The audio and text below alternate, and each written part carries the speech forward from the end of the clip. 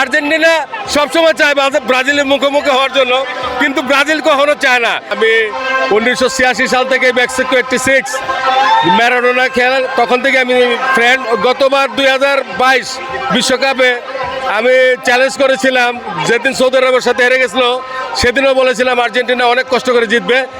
আর যেহেতু আমাদের এইবারও মেসির হাতে কাপ যাবে এবং সর্বোচ্চ গোলদাতা এবং সেরা খেলোয়াড় মেসি হবে। অবশ্যই কনফিডেন্স, যেহেতু খেলা দেখলে আমরা বুঝতে পারি আর আমরা আশাবাদী।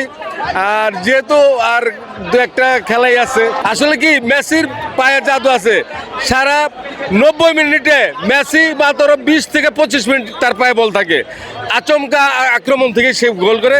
এবং মেসি ছাড়া আমাদের আরও প্লেয়ার আছে, তো মেসির উপরে আমরা একটু কনফিডেন্স আর সারা বিশ্বে মেসির দিকে চেয়ে আছে।